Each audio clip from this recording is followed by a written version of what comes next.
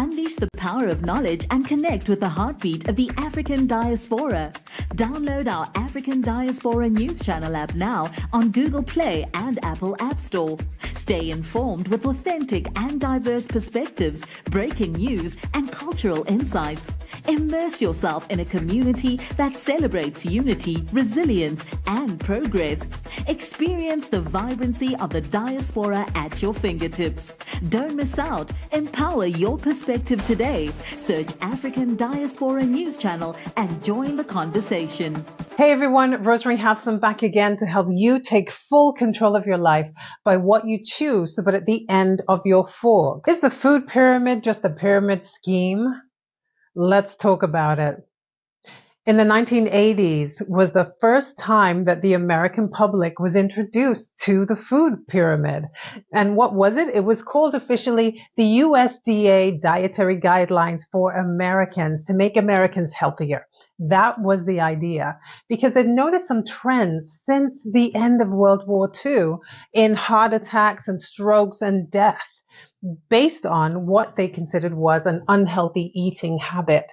So they looked at those statistics, and in the 1950s, we saw that people who had coronary heart disease was lower than in the 1960s. In the 1960s, the increase in coronary heart disease started to grow at an increasing rate. And then by the mid to late 1970s, heart disease was considered to be one of the main causes of death in the United States. So politics came into play, where we had many different people vying for attention to find out what is the best diet for the American public. Now, up until that time, the standard American diet, also known as the SAD diet, was filled with nothing more than processed foods, very high in trans fats, very low in fiber, and high in sugar and salt. These items made for a very undernourished American public.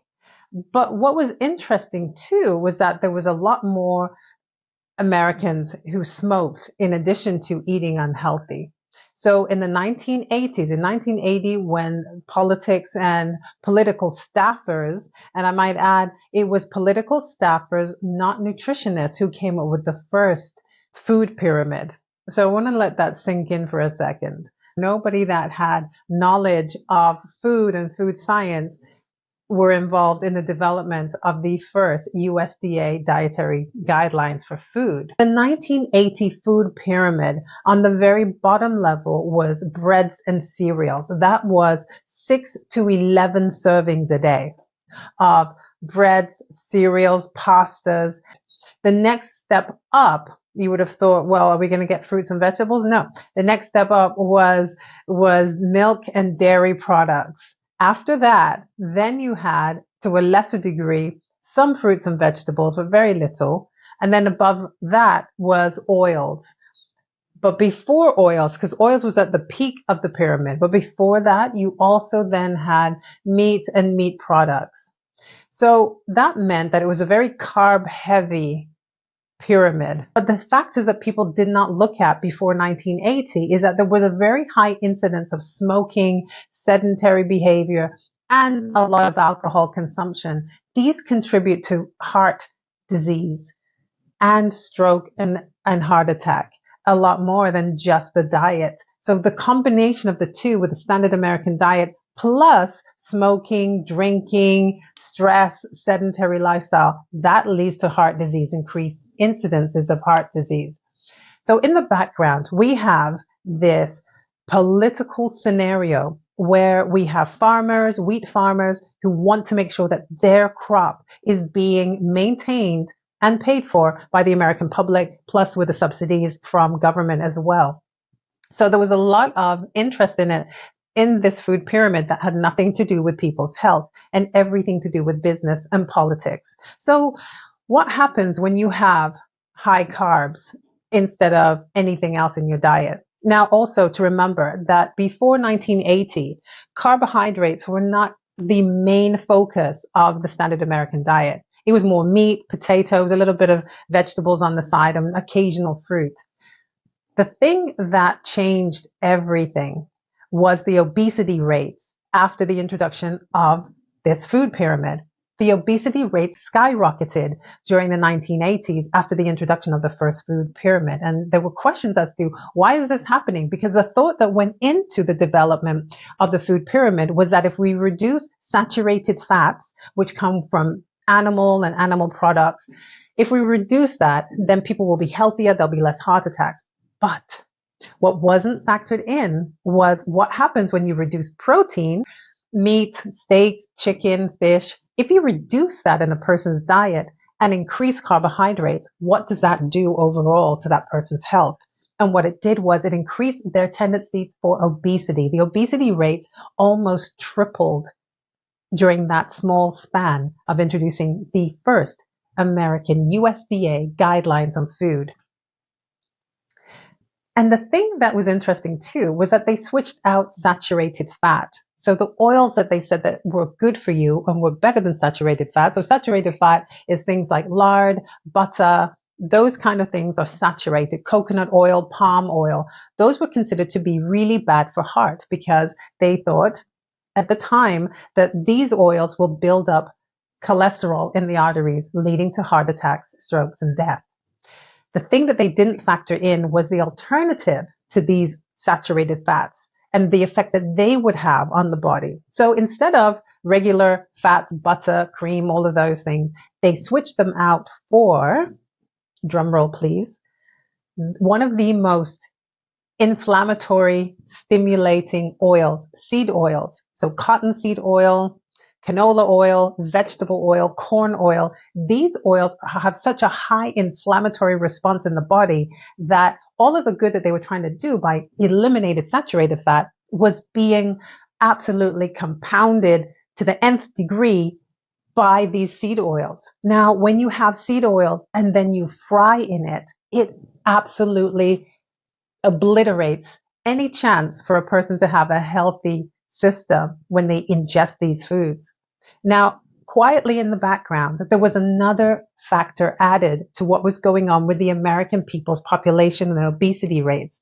And that was a little known or a very popular thing called Crisco. It was marketed as a modern alternative to lard, with advertisements touting its cleanliness, purity, and ease of use. Crisco was white, odorless, and didn't need refrigeration, making it an attractive option for housewives eager to embrace new conveniences. But Procter & Gamble didn't stop at convenience. They launched an aggressive marketing campaign that painted lard as old-fashioned, dirty, and even unhealthy. Ads suggested that Crisco was a scientific product, a cleaner, more hygienic choice in a rapidly modernizing world.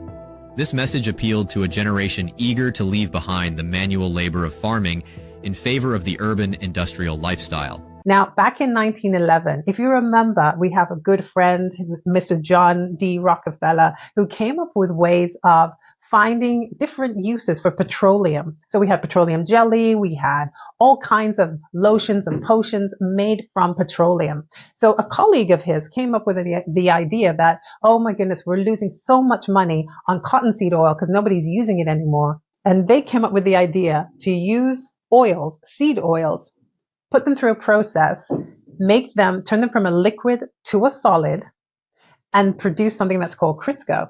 And it was introduced as being a healthier alternative to lard, beef tallow, butter, and the shelves could not keep Crisco for long in the grocery stores because everybody thought it was a healthier alternative to saturated fat. The problem with Crisco and other oils like that, it's based on seed oils, highly inflammatory to the body, leading to all kinds of metabolic issues, including high blood pressure, type 2 diabetes, high cholesterol, and obesity and overweight.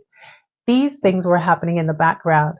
And when we had the introduction of the food pyramid in 1980, Crisco and other oils like that were introduced as being healthier alternatives. In 1986, Burger King changed their policy of using beef tallow to fry their fries and burgers in because of the pressure from health groups. And it's very disturbing when you consider the fact that healthy groups or health groups who came together and they lobbied all of these fast food restaurants to stop using beef tallow and lard and to start frying their foods in seed oils because they thought it was a healthier alternative.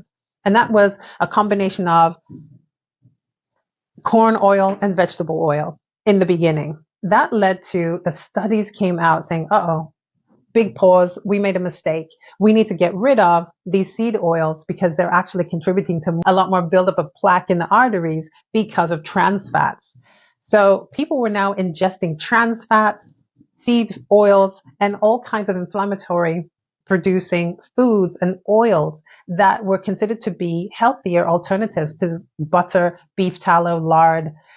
And what ended up happening was that they had to do a quick U-turn on not using those kind of seed oils.